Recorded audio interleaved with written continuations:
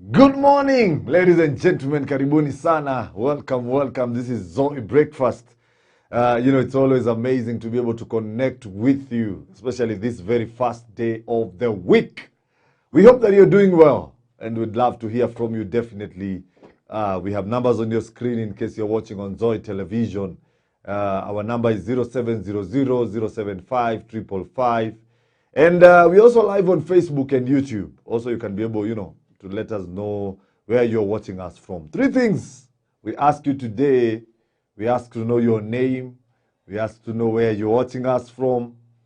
And the last thing is, we ask you today, what are your goals for this year, 2023? What are your goals this year, 2023? You don't have to mention all of them. You can mention one, you can mention two. But, just mention them there. At times there is something with writing.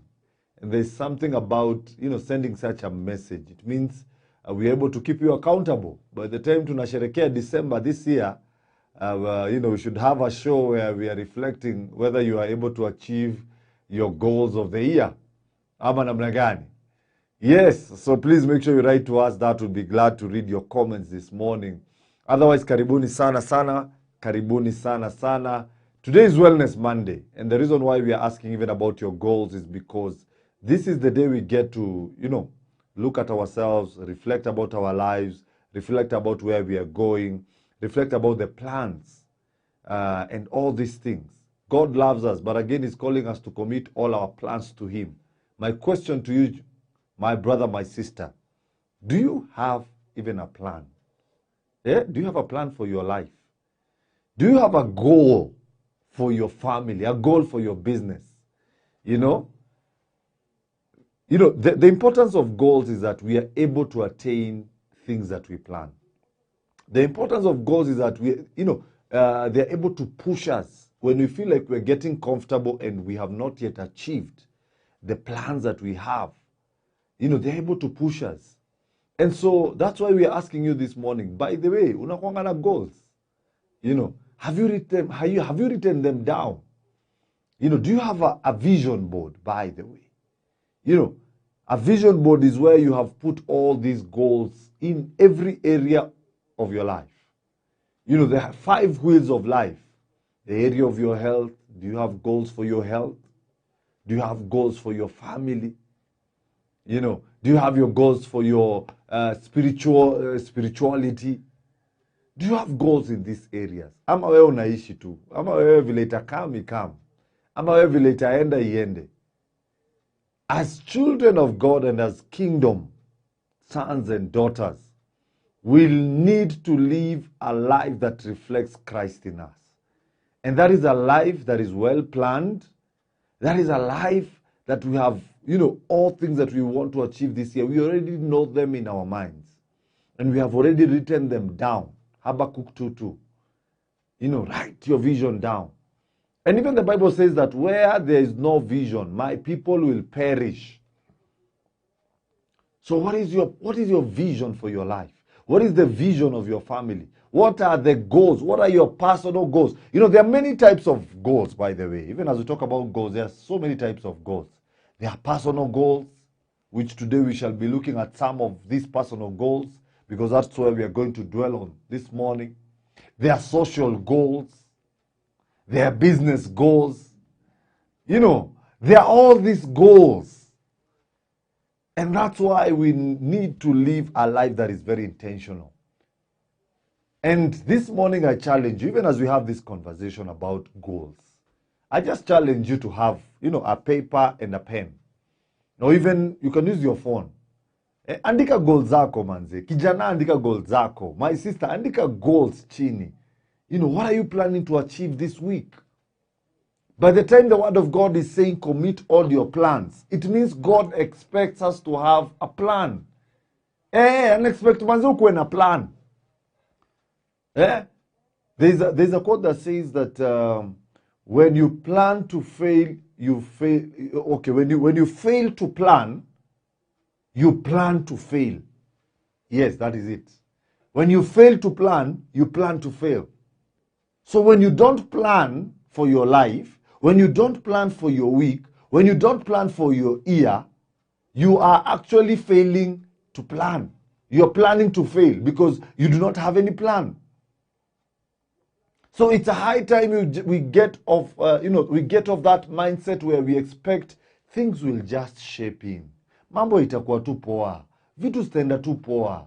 Nitapata tu knowledge. This year I'll be different. How will you be different? There's desire and there's action. Even the Bible says that where there's, faith without action is dead. Yeah? My brother, my sister, what is the action plan for your life? Yeah? For your education, for your health, for your relationship. Ni wapi mnaenda? Yeah? Yeah. It's high time we talk about this, and we are not too late. It's still the beginning of the year. We are still in the second month of the year. So you still can make a very big difference in your life when you decide to plan your life. Yeah? The other day we had a guest here from Britam. I'm trying to recall his name. Mr. Job. I think he was called Mr. Job. And Job talked about having a short-term plan, having a middle-term plan, and having a long-term plan. In the next 5 years, do you even know where you want to be? Yeah? In the next 10 years, do you know what you want to have achieved? Yeah? Hata achana basi na 10 years na 5 years. The next 1 year, do you know where you want to be? And if you know, have you written down a plan? This is what I plan to achieve in this month of February. In the month of March, this is what I want to achieve for myself, for my family, and for my, loved ones, for my children. This is where we want to go. Saa zingine, unajua kuna ile mentality tumekuwa nayo, like, lazima uko na dough, ama lazima uko na resources, so that you plan you plan your goals and your plans. No. It starts by having a vision plan, having goals. And today we'll be talking about one type of goal, and that is personal goals. But even before we go to personal goals, we just want to have a conversation around how do we attain the goals that we plan? For example, you can have a goal to find a better job. That is so broad. In this situation, a few key pieces to a successful goals are missing. First, it's unclear. It's very unclear. Very unclear. So, okay, mimi natafuta job. Sawa, mimi natafuta job hii mwaka. Mimi natafuta job. Mimi nataka job poa, job well paying, mimi nataka job. But you see, that statement in itself is very broad. Number one, it's unclear what type of job do you want. What type of job, what you're saying just a job, but what type of job? You need to be clear that nataka job ya kufanya computer, nataka job ya supervision, nataka job ya events, na hii kama hii job ya events nataka kufanya kama MC. Na kama ni MC, so what you see, so we need to be clear. We need to be clear about the goals that we are putting down so that we are able to achieve results. We are able to achieve results. And now this morning, we want to talk about how to get stronger and sustainable goals. Stronger and sustainable goals. Goals that make sense. Yani wewe as a young person ukiwa pale, ati unaweza plan kitu, and you go for it, and you actually see the end result, and you achieve your goals. So there is something that we call SMART goals. SMART goals. S-M-A-R-T. SMART goals. And that is just an abbreviation. And every letter in that word SMART, they mean something.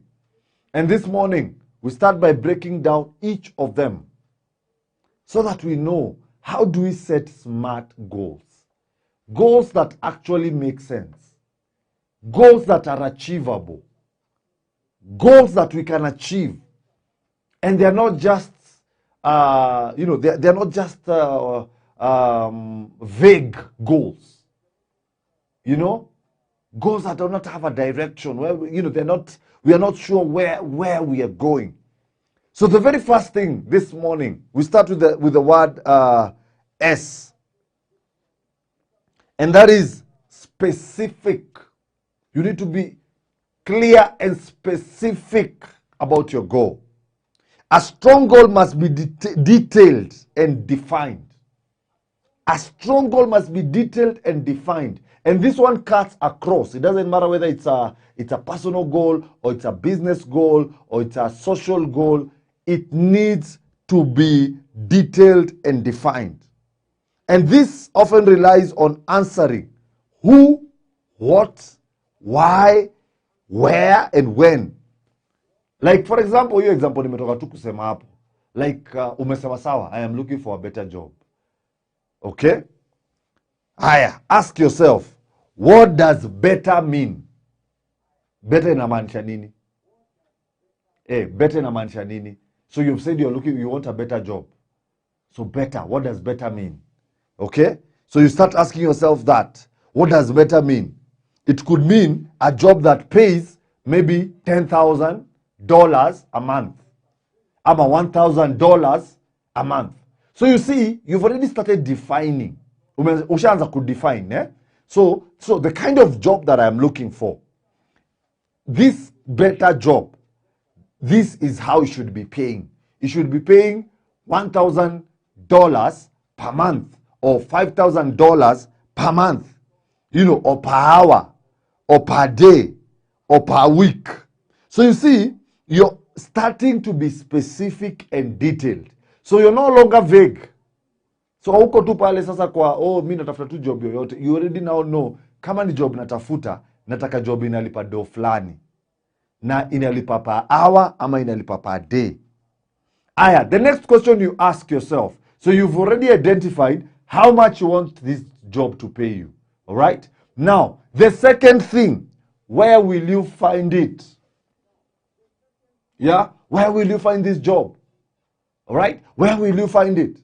Are you going to find it on social media? Are you going to have to write a CV so that you drop it in every office?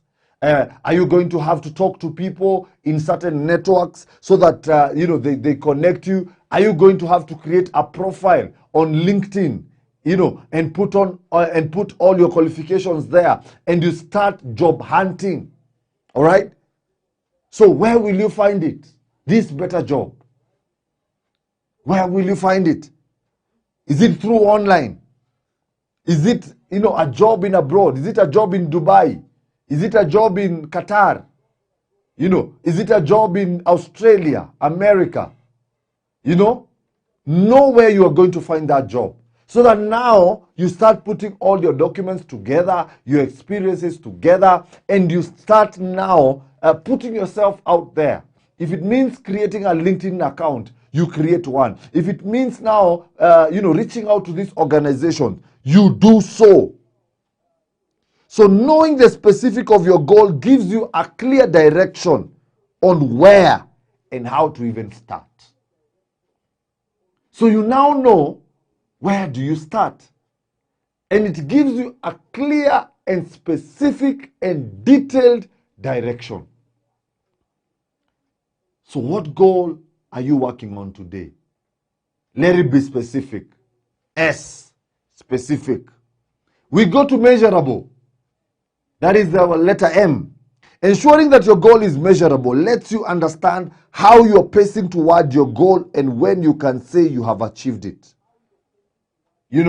So this goal that you're setting, it needs to be measured. You need to find a way of measuring your results, of measuring, how you are able to achieve it. And this is particularly helpful because if your goal involves a longer time frame, because you can break your goal down into smaller goals. For example, let's assume today, one of your goals is to read a novel or to read a book. And this book is around 300 pages, let's say, for example. So for you to be measurable and to know when you're going to complete this book, you can decide to look at how many pages are there in this book, right? how many pages are in this book? Let's say, for example, 300 pages or 200 pages. Then you can decide, I want to read this book, in 2 weeks. Or I want to read it in 20 days. So that means 200, you divide by 20 days. All right? So you find out every day, probably you need to read 20 pages. Now that is measurable. That one, you cannot compare by a person who just wants to say, I want to complete this book this month. I want to read and complete this book this month. If he or she does not have a plan, kutakuwa na issues that come up. Some are good issues, celebrations in between, until you don't have the time to study. Until you don't have the time to read. Must be measurable. Kama ni biashara, it has to be measurable. Kama ni kazi unatafuta, it has to be measurable. So, number one, your goals have to be specific, detailed. Secondly, your goals have to be measurable. Measurable. A major aspect of that goal, especially for the book, is a total number of chapters the book you will have and how many chapters you'd love to read or to write or to study each day or each month. So your goals, our goals, have to be measurable. Our goals have to be measurable. The other thing, still on the word SMART, remember we are looking at the abbreviation. So we've already talked about letter S, which stands for specific. Letter M, which talks about measure. And now we are on letter A, which talks about attainable. Your goals have to be attainable. When we are creating goals, we need to set ourselves for success by being realistic. Go realistic, bro. Ask yourself, if the goal you're striving for, ama your goal unapanga, is reasonable and attainable given your current circumstances. And this is very simple. You can make sure your goal accounts for any new skills, training, ama circumstances needed. Maybe your goal, for example, to attain a management role. So goal yako, you're already working in some organization, and maybe you want to get a promotion so that you can get a management role within your current department or current company. So and for example, this goal that you have, pengine this year umetamani sana, you want to be promoted. Na pengine hii goal, this kind of position you're looking for, it needs you to have a specific qualification. Yeah? It needs you to have a specific certification. Maybe you need to have a degree. You need to have a degree in that area, in that course. You need to have a certain course for you to be able to become a manager in that specific role that you're looking at. So you see, it's already informing you that you need to study a course. You need to have this certification for you to be able to become this manager. So getting the certification can be another goal on the way to your larger one. So you see, it is a goal within a goal. Yeah, it is a goal within a goal. So so the bigger goal is you want to get a management role. You want to get maybe this big role in your company or in your department. So now the other goal for you to be able to attain, this goal that you want, it means that you have to study a course. So you go back to school, you study so that you are able to achieve that goal. Now, for business, if you want to open this business, you already have the idea, the attainable aspect. If it's a new business, you need to get a certification. You need to open you need to register the company. When the Sharia house, I'm going to get citizen. How do I register a business? The very first thing you start with what? A business name. What is your business going to be called? Then the other thing, if it's a limited or it's a personal business, there are ways you go about it. So your goal has to be attainable. It has to be attainable. It has to be attainable. So, the other thing about your goal is that it has to be relevant. So we've talked about your goal needs to be specific, your goal needs to be measurable, your goal needs to be attainable, and now your goal needs to be relevant. Relevant. If you're putting energy toward a certain outcome, that outcome should move your greater objective forward. For example, if your goal is moving up to a management role again, ask yourself why you want to achieve that goal. So do you want to achieve it just for the sake of just being the leader? Do you enjoy leadership? So it has to be relevant. It is not just about you becoming a manager or becoming a CEO, but is it something in your heart to become a leader, to become a CEO, to become a manager? Is it a burden and a passion that you have? Is it relevant? Or is it because somebody else has done it, that's why you want to do it? If that's the case, then you won't even stay there for long, even if you attain it. So it has to be relevant. Is developing a team something you're passionate about, and not only in the short term, but in the long term? So goals that are relevant to your future self are more sustainable because they are motivation to fully accomplishing your goal. And you enjoy every day to go to work and to build this team and to grow people and to see them achieve great results, because that is something that is in your heart. And all these things apply. This is relevant. It applies to all goals that we set. It cuts across, not only to personal goals, or to business goals, or to social goals. Now, the last thing about setting SMART goals, letter T stands for your goals need to be timely. They need to have time. They need to be time bound. Establishing a deadline for your goals adds accountability. So sawa umeset goals, sawa umesema I want to become this, and umesema nataka kufungua biz, nataka kumaliza hii kitabu, nataka kufanya 1 2 3. It has to be time bound. It has to be timely. Like my goal, I want to achieve it between January and April. So that you push yourself and you know that you don't have time. Every day you wake up, I have to push myself for this. I have to add more energy. I have to look for more ways because I need to meet my deadlines. Without an established end, without a clear timeline or a time, there's no clear cue to begin working towards your goal. So setting time-based parameters is also a good metric to help measure your success.